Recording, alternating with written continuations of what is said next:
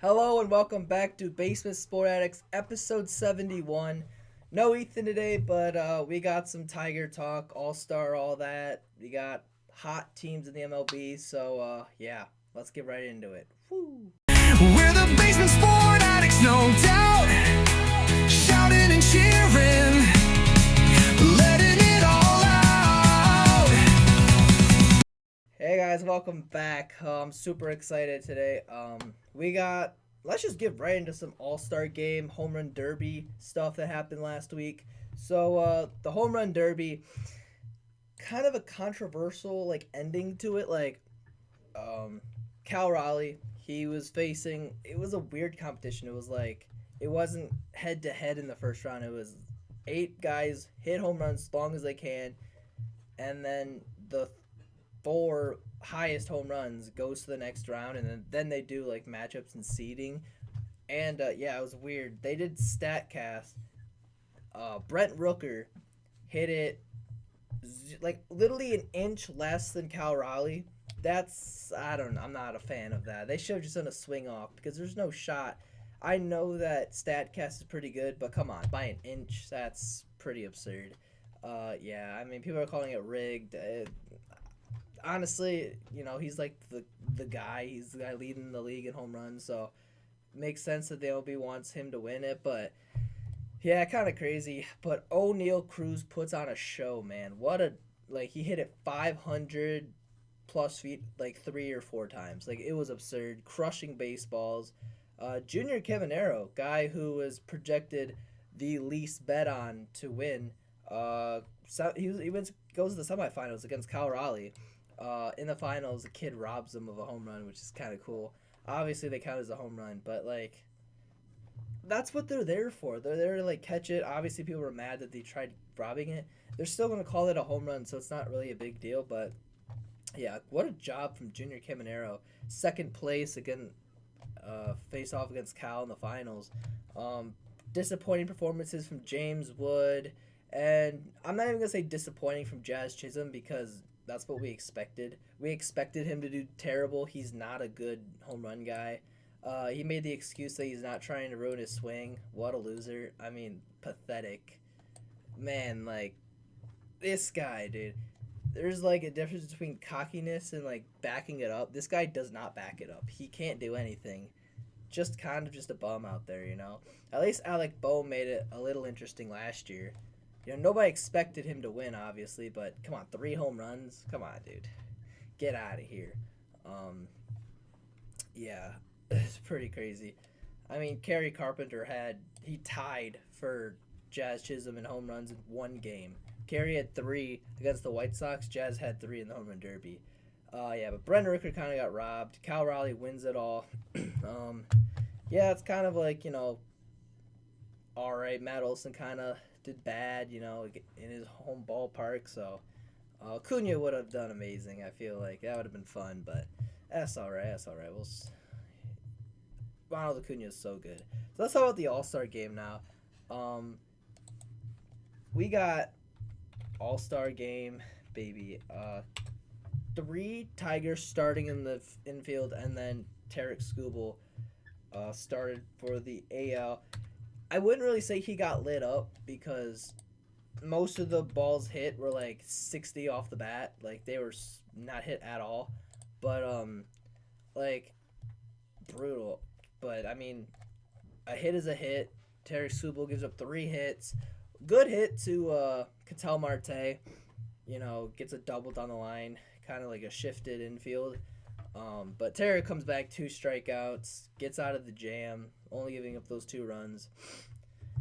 He's got John Smoltz annoying the crap out of him in his ear. People were freaking out of it on Twitter and 97.1 about the Tigers' performances. They weren't great. I mean, I'm not going to sit here and say the Tigers were good, but it's also the All-Star game and nobody really cares. The National League is stacked too. But in the first inning, Riley Green and Gleyber Torres had to face off against Paul Skeens. Yeah, that's difficult to do. They both struck out in the first inning, and then Judge, grounded out, barely hit it. So Paul Skeens is so good. So I'm not really mad. Riley Green has a problem of striking out. Struck out twice in this game. Then Zach McKinstry comes in the game later. He has a good at bat, but a line out. But unfortunately, yeah, like Javi, had some ground balls to third. The pitching, the AL Central kind of ruined the game for the AL. What was his name? Chris Bubik gave up 3. Tarek gave up 2. Casey Mize gave up 1. I mean, that's all the runs from the AL Central. It's pretty not great for us, but yeah, 6-0. The National League had the lead. They had it 6-0. I mean, Corbin Carroll hit a home run. Pete Alonso had a 3-run bomb. And then obviously that Ketel Marte 2-run double. And then Brent Rooker gets us back in and 6-3.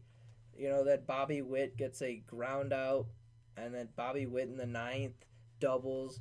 And then one of the greatest, like, I'm not going to say at-bats, but like down to the last out, Stephen Kwan comes up clutch, hits a slow ground ball and beats it out. So good to see. Then it ends in a tie.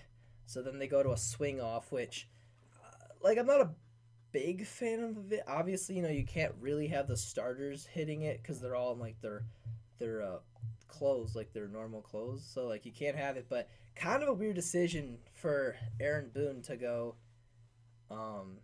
He went Randy Arozarena, Jonathan Aranda. Don't know why that happened. And who was the last? Was it? Who was it? Wait. Because I remember. Oh, and Brent Rooker. Brent Rooker did good. For the National League, we had studs doing it. Kyle Schwarber. Pete Alonso was going to do it. And then Kyle Stowers. Kyle Schwarber wins it for them. 3 of 3 home runs. So, sick. The National League wins it. But, yeah.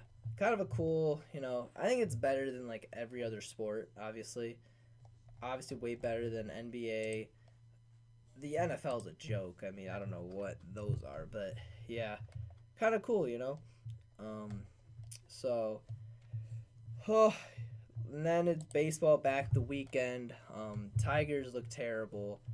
You have the Red Sox kind of been struggling. Good teams like the Brewers have been really good. But every single World Series contender has been terrible, right? Like so recently. Dodgers are 3 of 7 the last 10. Mets are 3 and 7. Everything's not going great. So you have to put in perspective that it's baseball and it's gonna happen.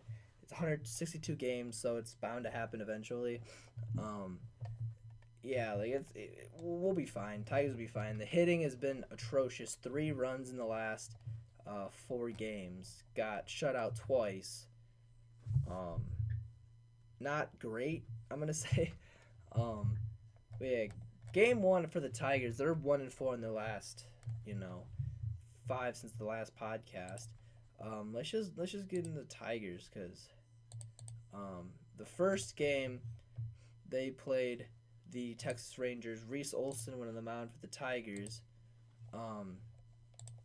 Yeah, he was very good. Reese Olson was spectacular. The hitting was not very good, obviously. Yeah, Reese goes 5 innings, 6 strikeouts, 1 walk, 2 hits. Tyler Holton comes in, shuts the door, 1 2/3 inning, 2 strikeouts, very good. Chase Lee also did good, literally 1 batter, 1 strikeout, and then you get it over to Tommy Kahnle, who's been struggling, gets into some trouble, and then gives up a 2-run double to Corey Seager, who's kind of killed us the whole series. But yeah, not great. Hitters were very bad. Torek had 2 hits, and Glaber went 0 for 4 with 2 strikeouts, which is weird for him. But O'Reilly had 2 more strikeouts, baby. And yeah, it's just not a very good game. And then you go to game 2. Yeah, no, not very good. Tigers sent out Cater Montero, gives up the 3-run bomb to Rowdy Tellez, and then the Tigers hitters just fall apart. I don't even know what happened. Riley had that home run in the 9th when it didn't matter. Cool. But yeah, it's just not great. The bullpen was good. Herter did good, 2 innings. Hernandez did all right. The game was over after that 3-run bomb. You could just tell the mojo's off right now with the Tigers.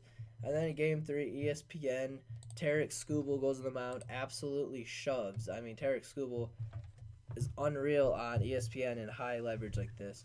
6 2/3. Wish he got that last batter. You send it over to Tyler Holt and he gives up a wild pitch first, like first batter, brutal.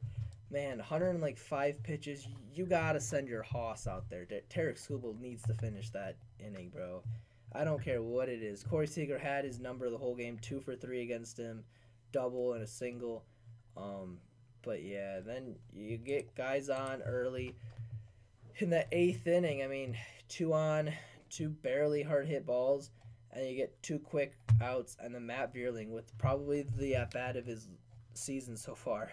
Like that was a huge at bat for the Tigers, huge at bat for Vierling, who's been struggling, and he comes up clutch. And then Will Vest goes 1 1/3 on like 10 pitches, 2 Ks, just shoved like threw the ball down the middle 3 times against Wyatt Langford. Did not care.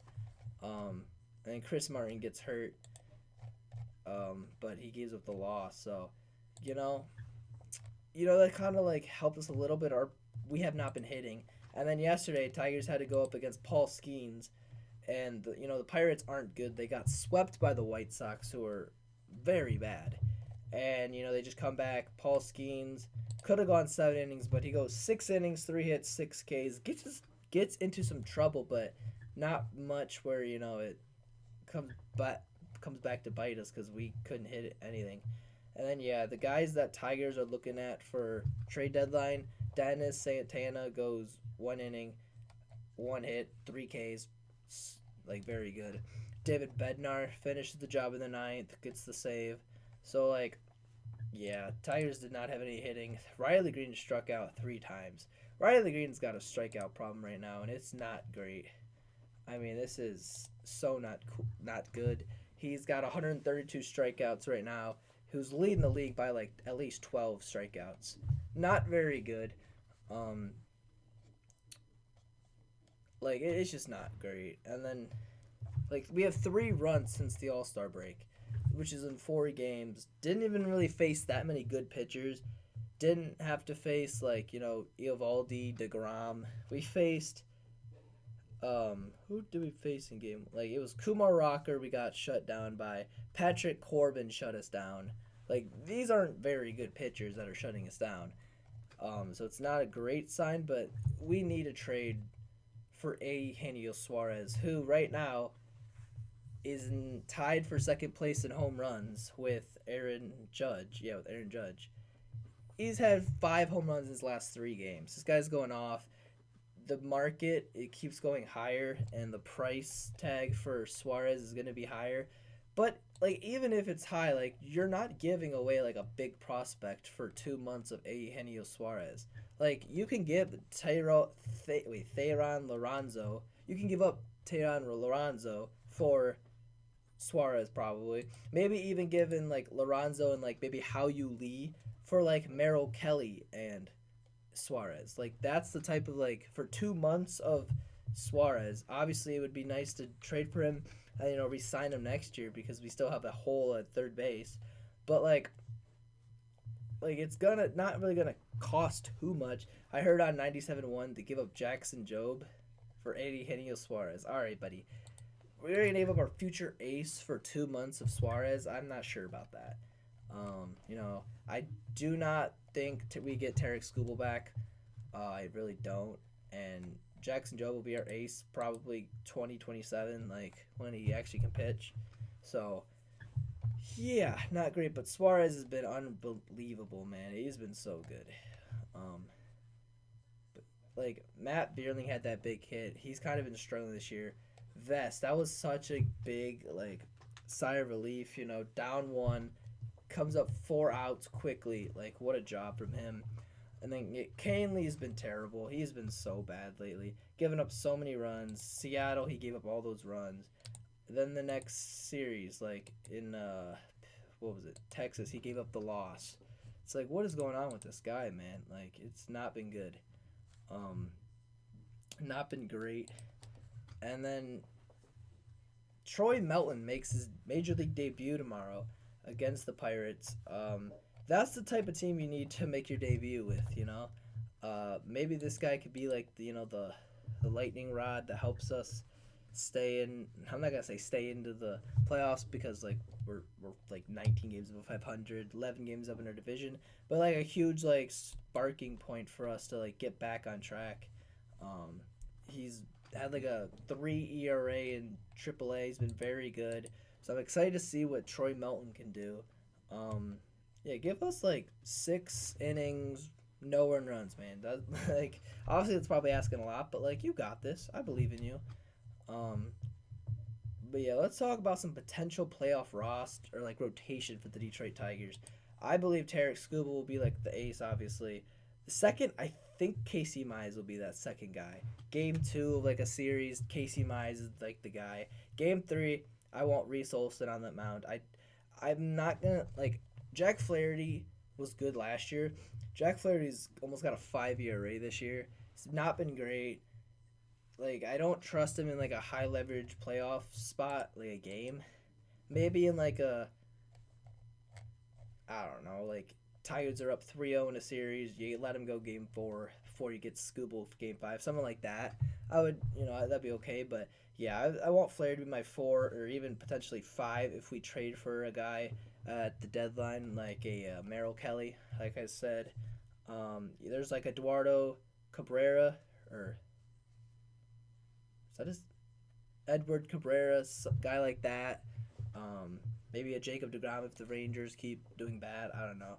But yeah, because I trust Reese Olson and Casey Mize right now. They've been very good. They'll be like the 1, 2, 3 guy, and maybe even a bullpen game 4, bullpen day. Put some Brant Herter in for start with just a mismatching and just all that playoff craziness. Um, yeah, guys that I want to see at the deadline. I would like to see at least 2 high leverage guys: David Bednar, Dennis Santana, Griffin Jacks, Yohan Duran, Ryan Helsley, Peter Fairbanks, Jake Bird from the Rockies, Felix Bautista. Those type of guys, I want to see at least 2 of those guys. It would be insane to get 2 of them, but that's what it's going to take to win a World Series. I'm not going to lie. I feel like realistically we could get David Bednar, Jake Bird. That's what I'm realistically thinking, but maybe even I would like to see Griffin Jacks. He's got a higher ERA, but he's nasty. It's tough trading in division, but like Jake Bird, I feel like is realistic. Felix Bautista probably not, but that would be pretty cool to see. I like a guy where Will Vest isn't like we don't have to depend on Will Vest. I like Will Vest coming in the 8th or 7th inning. That would be nice to see. Hitters, obviously, I'd want Eugenio Suarez. I feel like we're just gonna get freaking Yohan Moncada and call it a day, which would suck. But yeah, we gotta go out and get someone big. We cannot win the World Series if we just. I'm not gonna say stand put, but like if we don't get big guys, we're not gonna do much in the postseason, let alone the first game of the first series of the playoffs. So. Yeah, breaking news. Rafael Devers will start first base today for the Giants. Oh, crazy. Yeah, all that Red Sox craziness of, not playing third, wanting to play third, doesn't want to DH, fine, I'll DH. Can you play first? No. All that craziness, he's finally playing. The Giants have been terrible since they traded for Devers, and the Red Sox have been pretty good, so it's kind of crazy. But, yeah, Milwaukee Brewers have won 11 straight games, lead the division by 1 game against the Chicago Cubs. Yeah, the Brewers kind of have just pitching. They have pitchers everywhere, man. I mean, their rotation is disgusting, and there will be a tough matchup for even the Dodgers, I'm thinking. With pitching like Jacob Mizorowski, David Peralta, Brandon Woodruff looked very good so far. And then Priester. He's also been really good. But also they have dogs in the bullpen. Grant Anderson's got a 2.74 ERA. Abner Uribe's got a 2.23 ERA. Trevor McGill, 2.27 ERA. DL Hall, 2.31 ERA. Mears has a 2.35 ERA. This is a nasty team, pitching. And obviously, Christian Yelich is on their team. He's all right. He's been pretty good. Jackson Churio's been a little bit better than average. Bryce Terang's pretty good. Like, these guys aren't like terrible, but they're serviceable guys, and they lost Devin Williams to the Yankees this year, and their bullpen's been like better. Like, it's insane. Tonight's got a crazy matchup. Jacob Mizorowski versus Logan Gilbert. That's gonna be like cinema right there. Got Mizorowski in fantasy, so hopefully he does great. Yeah, just some good, exciting stuff. The White Sox did sweep the Pirates, which is insane. Breaking news: Rich Hill will be pitching in the year 2025. Crazy. Yeah, this is gonna be absurd. Rich Hill, dude. They're facing the Cubs, so like crazy. PCA is kind of hurt. He's day to day right now, but he's hurt. And then Red Sox versus Phillies. They had a walk-off catcher's interference, which is crazy. That's one of the wildest walk-offs you'll see. Yeah, I'm excited, man. Some Tigers need to get it together, though, for sure. Yeah, let's talk about Ronald Acuna, man. He's so good, dude. He ground ball base hit into right field. Ronald Acuna scores from first base. This guy will be the MVP next year in 2026.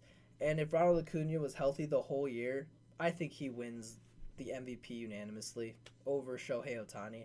I mean, obviously hot take, but like, dude, Ronald Acuna Jr. has a 1,000 OPS. He started late.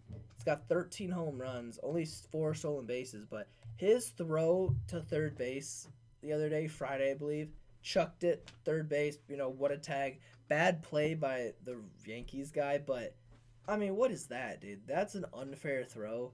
Like, this can't be real. That can't be real. Like, Ronald Acuna is so good.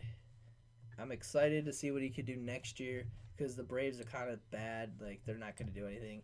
Maybe trade Acuna at the deadline. Probably not. Tigers could take him, but, yeah, but Ronald, man, he's so good. MVP easily if he starts off the year. Because Shohei's, his numbers aren't, like, it's not Shohei Ohtani numbers.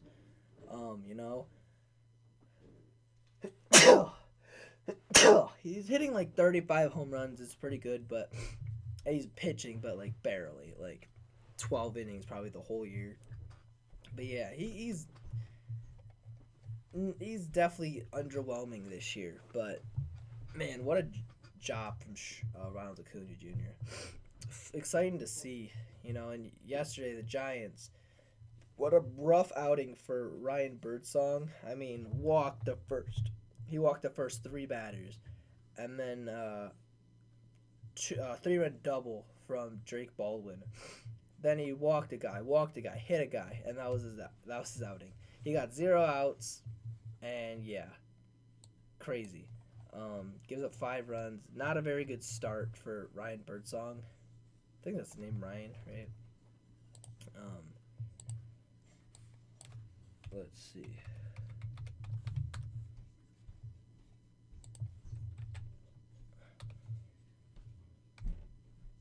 I think it was Ryan Birdsong. Nope. What's his name? Let me see. Hold on. Oh my gosh.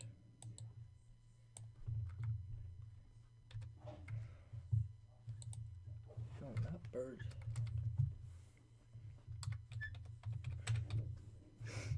It is Hayden Birdsong. Okay, wasn't even close, but yeah, rough outing for him for sure.